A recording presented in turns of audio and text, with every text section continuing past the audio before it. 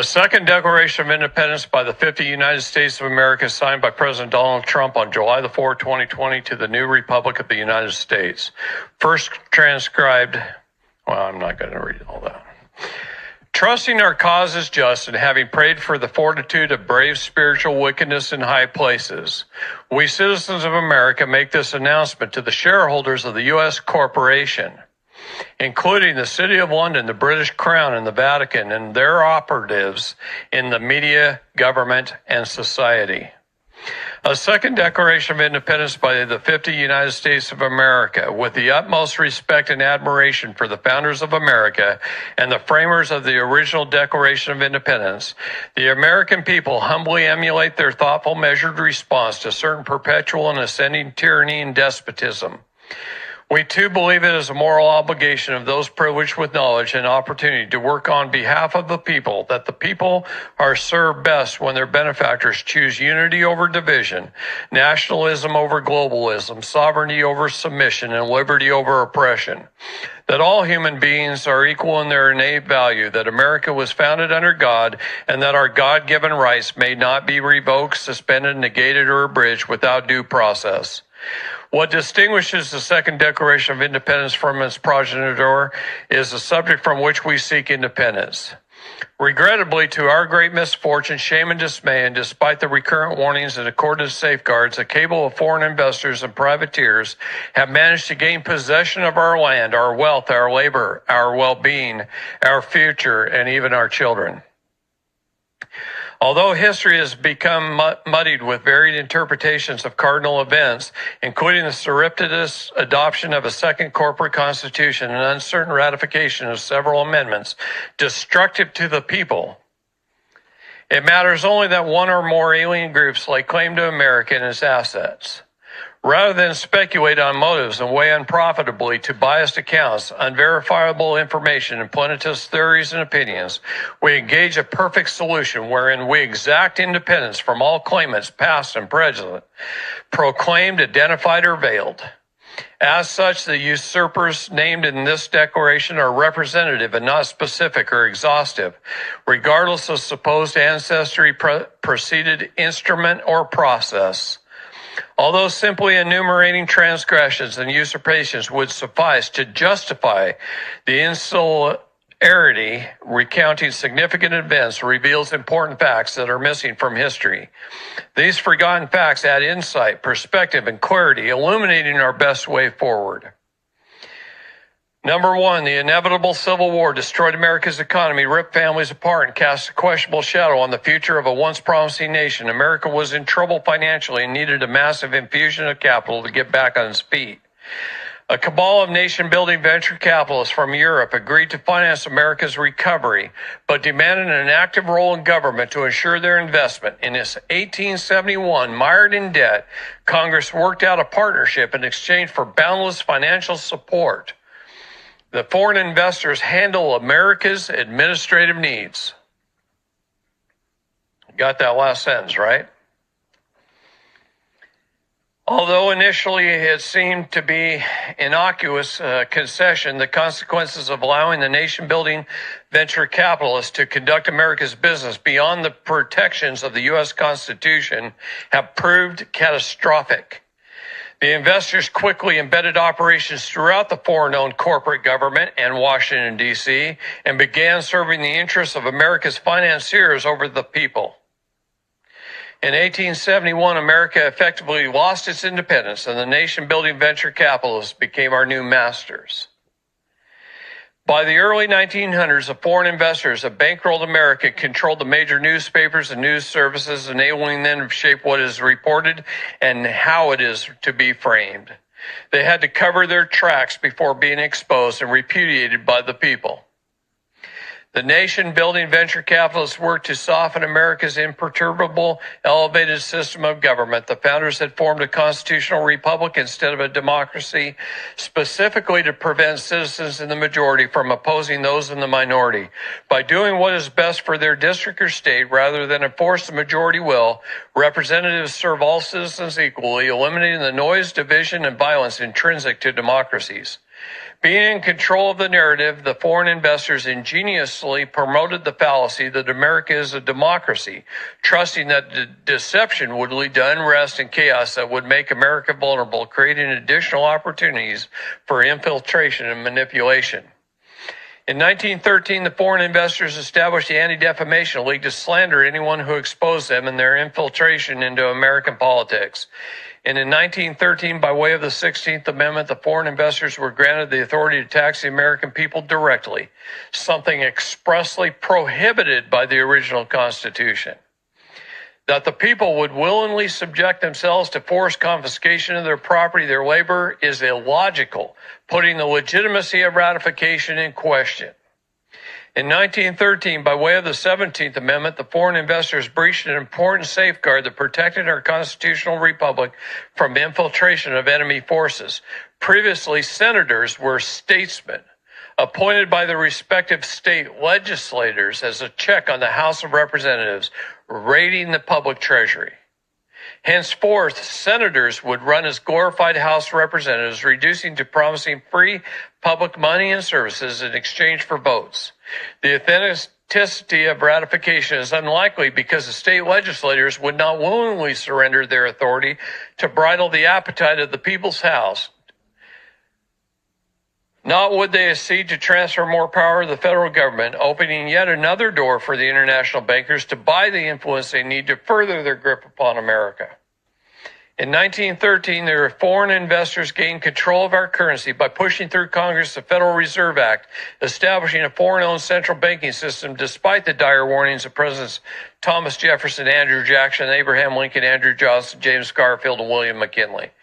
The Federal Reserve Act passed with the help of compromised legislators between 1:30 a.m. and 4:30 a.m. on December the 22nd, when most of the members were away on the Christmas holiday.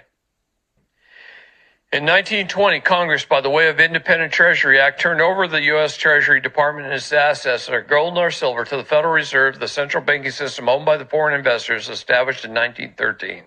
In 1921, the Council on Foreign Relations was formed under the cover of advancing America's interests in the world. In fact, the CFR is sponsored by the City of London and serves to advance the interests of the foreign-owned Federal Reserve by direction of the President, Congress, and the narrative through operatives in their news and information networks.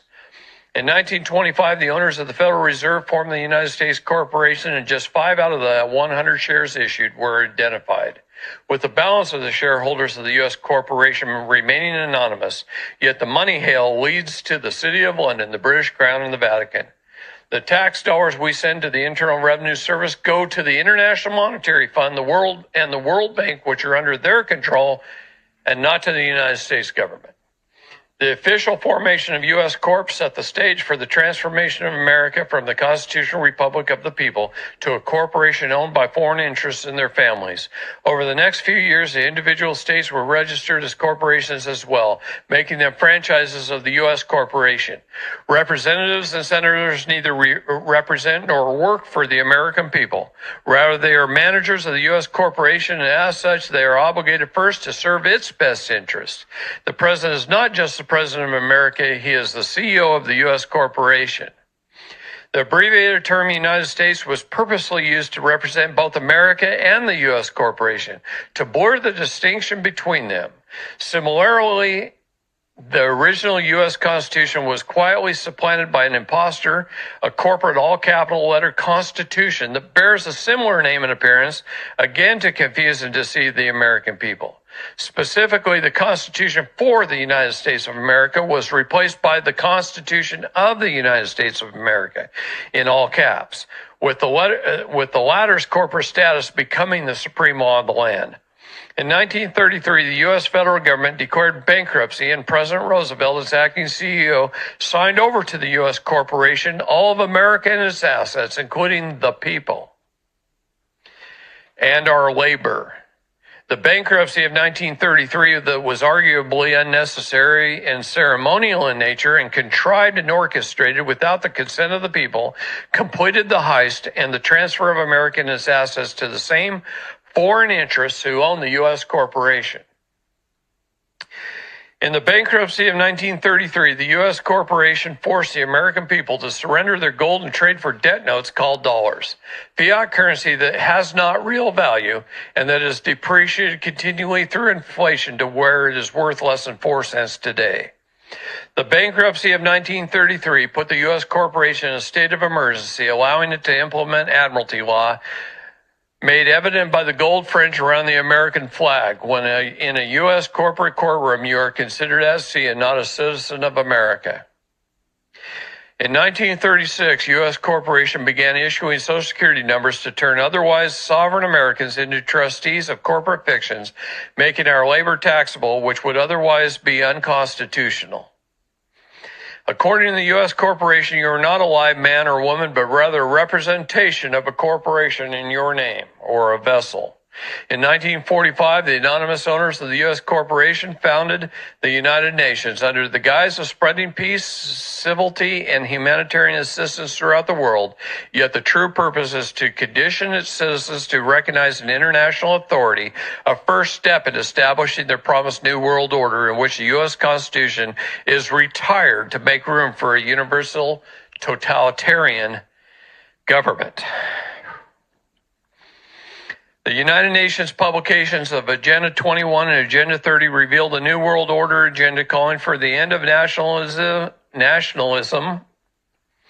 patriotism, private property, individual rights, the two-parent family, automobiles, air travel, and the right to defend ourselves from a tyrannical government. In keeping their goal of sustainable development, they plan to reduce the population by over 90%, ridding America and the world of dissidents and useless eaters. The remaining useful servants are to live in coastal communities wherein they will be stacked and packed into micro apartments.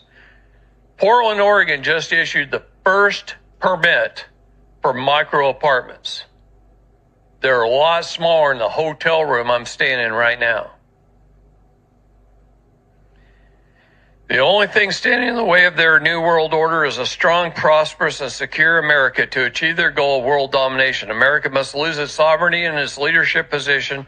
Thus why the owners of the U.S. corporate quietly work to undermine our culture, systems, beliefs, standards, aspirations, and morals.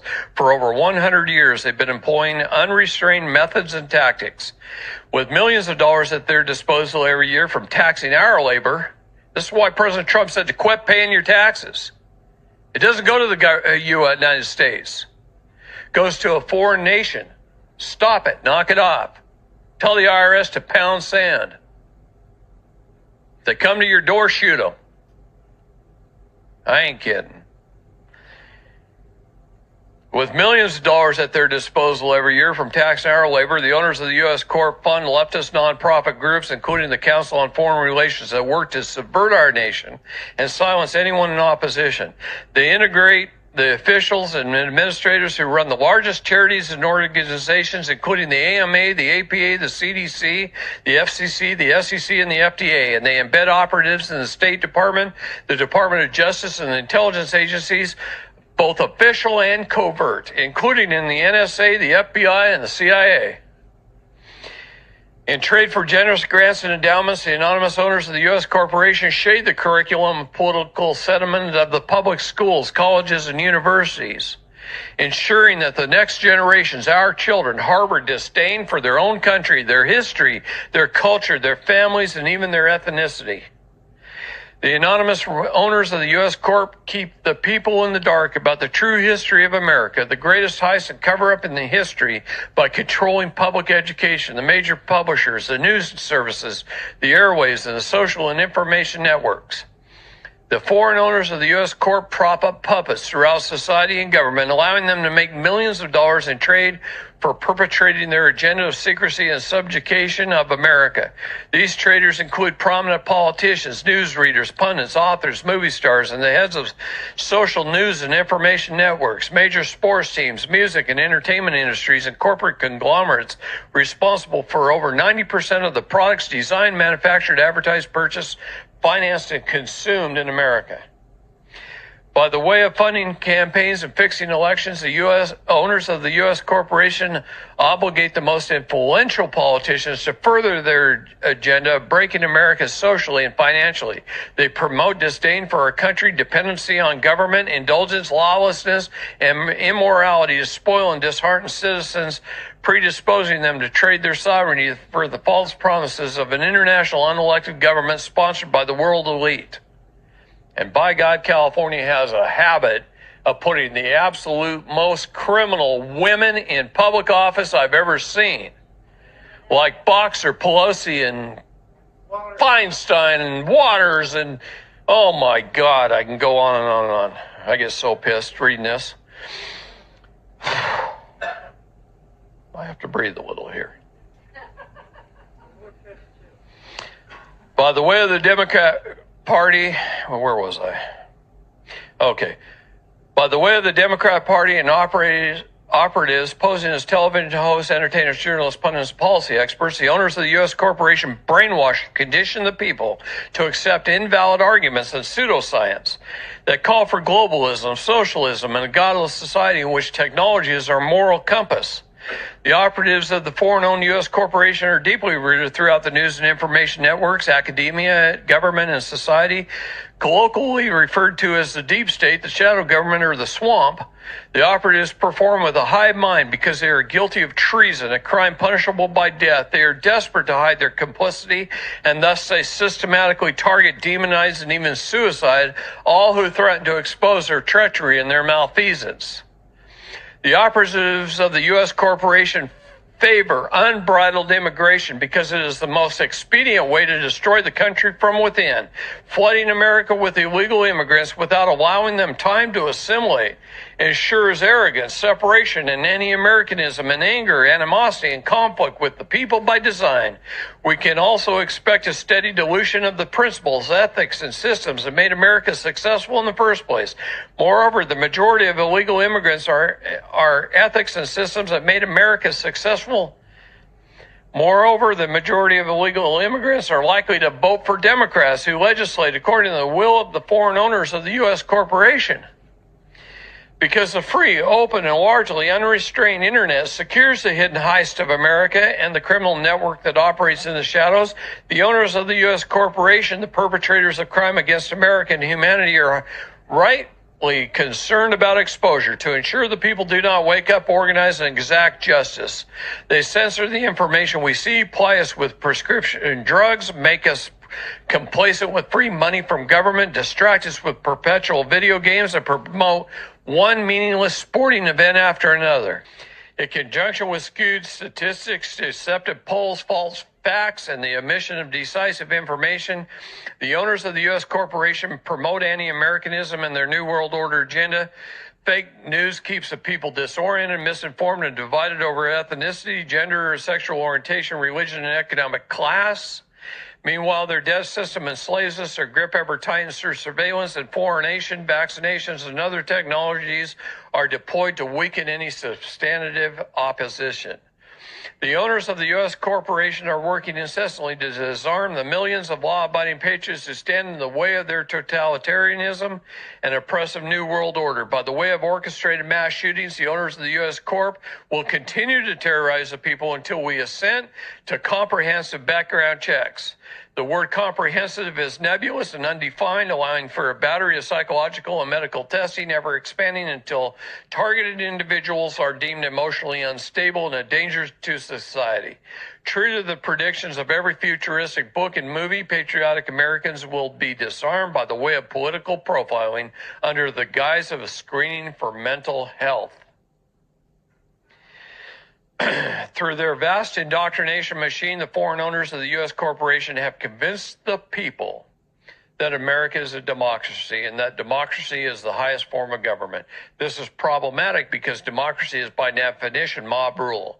Democracies invariably fail because a majority mob always demands more and more public money and services procured through excessive taxation and other socialist-like policies, resulting in economic ruin, runaway debt, fiscal collapse, and ultimately social implosion. opening the door for the promised, predicted, dreadful, and ever-looming New World Order, because sovereignty is not sustainable without exposing the ills of democracy and reestablishing our elevated constitutional republic. We are compelled to make these following proclamations: that the word democracy does not appear anywhere in America's founding documents, because the framers knew that democracy in any form or disguise is fatally flawed, leading invariably to oppression, unrest, societal failure, violence, and death. All modern forms of government are elected democratically. They differentiated only by who makes the decisions after the elections are over. In a democracy, citizens in the majority make the sales, leaving those in the minority oppressed. Consequently, a democracy is always noisy, divisive, divided, insufficient, unsteady, combustible, fiscally irresponsible, and short-lived. America was established as a constitutional republic. Those elected must not do the bidding of the citizen majority, rather they must do what is best for their district. Despite the majority will, in this way, all citizens are represented equally and no one is suppressed, making a constitutional republic quiet, steady, efficient, and preferred. Although the word democracy feels good, it is founded on mob rule, making it akin to socialism, communism, and every other tyrannical form of government. Finally, Article QV, Section 4 of the U.S. Constitution resolves any doubt. The United States shall guarantee to every state in this union a Republican form of government. Having exposed the greatest heist and cover-up in history, we're able to summarize: America and its assets were quietly hijacked, and the cover-up has resulted in the unthinkable crimes against the people and humanity. Allowing the hostile takeover to stand will lead eventually to complete and irreversible subjugation and the ratification of truth, justice, and all that is good. This second Declaration of Independence distinguishes the United States of America from the subversive United States Corporation. It asserts that the U.S. corporation was formed illegally, that it is foreign-owned, and that its shareholders have been quietly at war with America for over 150 years. Treasonous operatives embedded within government and the fake news networks purposely divide the citizenry and facilitate conflict among the nations. To hide that the U.S. corporation was formed illegally, that it is foreign-owned, and that its shareholders have been at war. Treasonous operatives embedded within government and the fake news networks purposely divide the citizenry and facilitate this conflict among the natives to hide that the U.S. corporation is, and always has been, the only real enemy of America. This second Declaration of Independence also repudiates with conviction that the U.S. corporate's satanically inspired plan for world governance, in addition to being of, by, and for the elite and not the people, their falsely advertised pseudo-utopian, unelected, totalitarian New World Order would supplant America's sovereignty and extinguish forever any semblance of liberty and prosperity. Because natural inclinations predispose human beings to be short-sighted, malleable, and easily bamboozled, one might presume the American people should bear responsibility for being swindled out of their homeland, inherited from their forefathers, who procured and secured it at great expense and much sacrifice, and for slowly but steadily trading their largely unappreciated blessings of liberty, opportunity, and prosperity for trinkets in the form of unearned comforts, frivolous indulgences, and gluttonous pleasures. However, the transfer of ownership from the American people was not conducted openly and with candor, but clandestinely through calculated design and nefarious means without body consent and unconstitutionally. It is for the latter reason that the American people claim their right to rectification, that the greatest heist in history was effected outside the constraints of the U.S. Constitution, and that those who were elected to represent America's best interests transgressed their fiduciary responsibility and exceeded their authority. Warrants this proclamation that the American people are the rightful owners of our land, our labor, our well-being, our future, and our children for our benefit and the benefit for our posterity. As with any negotiated peace after years of atrocities committed by parties at war, we seek neither vengeance nor demand justice for these past transgressions. The simple adjure that the return of what rightfully belongs to the people, and avow firmly, emphatically, publicly, and officially that America shall forever remain a sovereign nation, free, self-directed, and not affiliated or dependent upon any version or variation of the present planned or innovated New World Order. Almost done. We entreat the bloodless solution wherein you cease all destruction activities, including all false flag events, dissolve the U.S. corporation and other illicit legal structures, and each custodial instrument. Return our land and our assets, including our gold and our silver, and redirect the tax collected on our labor back to America. And have your deep state and shadow government operatives retire without drawing your influence in an orderly fashion, so society continues to thrive in trade for you, keeping your wealth, your position, and your heads.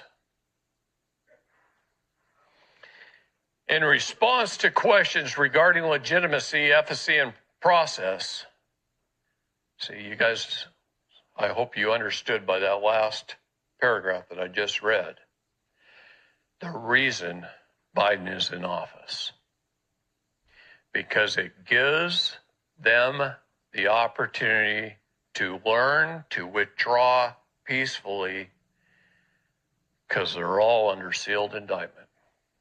And if they do not withdraw peacefully, their heads will roll. Understand that. That's what's happening right now behind the scenes. Well, we're rebuilding our new government. And I didn't think yesterday he would spend much time on any real new announcements, because they're not quite ready yet.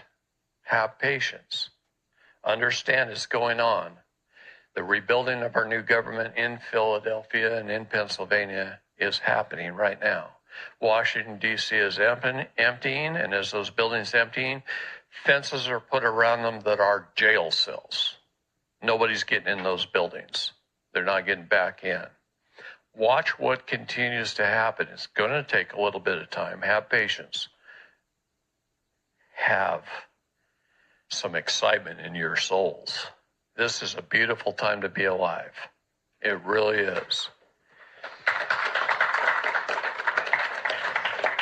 In response to questions regarding legitimacy, efficacy, and process, throwing off the shackles of national thraldom is elementary and unambiguous, as evidenced by the separation of the 13 colonies from Britain in 1776 and the Mexican people from Spain in 1825.